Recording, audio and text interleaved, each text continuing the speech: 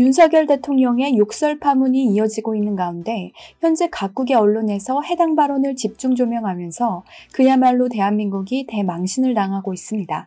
먼저 미국 3대 유력지인 워싱턴 포스트는 한국 대통령이 미국 의회를 바보라고 욕했다라는 제목의 기사를 통해 윤 대통령의 발언을 집중 조명했습니다. 워싱턴 포스트는 저 XX를 이디어트라고 번역했는데요. 이디어트는 바보 혹은 멍청이란 뜻으로 해석됩니다. 쪽팔리다라는 말은 다소 순화해 so humiliating이라 번역했습니다. 프랑스 통신사인 AFP는 윤 대통령의 발언을 처음으로 보도한 매체입니다. AFP는 윤 대통령을 기록적인 낮은 지지율과 싸우고 있다라고 소개하면서 최근 엘리자베스 2세 여왕 조문을 가지 않은 것, 낸시 펠로시 하원 의장을 패싱한 일을 언급하기도 했습니다. 이번 발언의 강도를 매우 심한 욕설로 번역하기도 했는데요.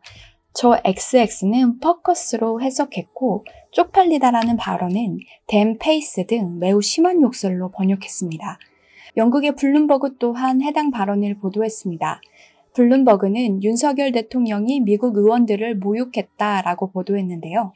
또 기사 마지막 부분에선 낸시 펠로시 미 하원의장 방한 패싱 사건을 언급하면서 윤 대통령이 그에게 로비할 기회를 놓쳤다는 내용도 덧붙였습니다. 상황이 이렇게 흐르고 있는 가운데 전날 대통령실은 조 바이든 미국 대통령이나 미 의회를 겨냥한 것이 아니었다라는 반박을 내놓았습니다.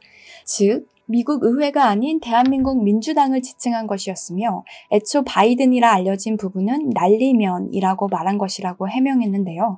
해명에 따르면 글로벌 펀드의 1억 달러 공여를 우리나라가 약속했는데 우리나라 국회에서 승인해주지 않을 경우 자신이 쪽팔려서 어떻게 하냐라는 식의 발언이라고 합니다.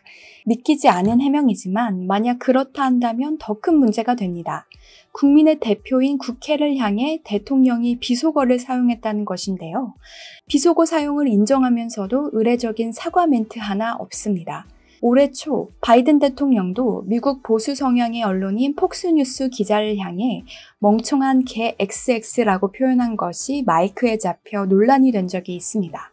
해당 내용이 알려진 직후 바이든 대통령은 곧바로 해당 기자에게 전화해 사과를 했다고 합니다.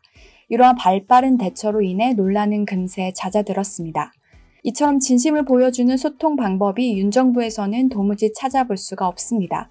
사과에는 인색하고 거짓과 해명만 계속해서 늘어놓는 정부의 소통은 오히려 더 큰 논란을 일으키고 있습니다. 국민들 눈에 보이는 윤석열 대통령의 모습은 거짓과 오만 그 자체입니다.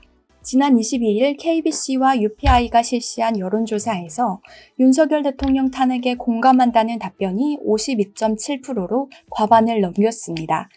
표본 숫자가 1000명이며 오차 범위는 95%, 신뢰 수준이 플러스 마이너스 3.1%라는 점을 감안해도 오차 범위 밖에서 탄핵에 공감한다는 답변이 더 높게 나온 것입니다. 해당 조사는 20일부터 21일까지 진행된 것으로 이번 논란 이전에 조사된 내용입니다.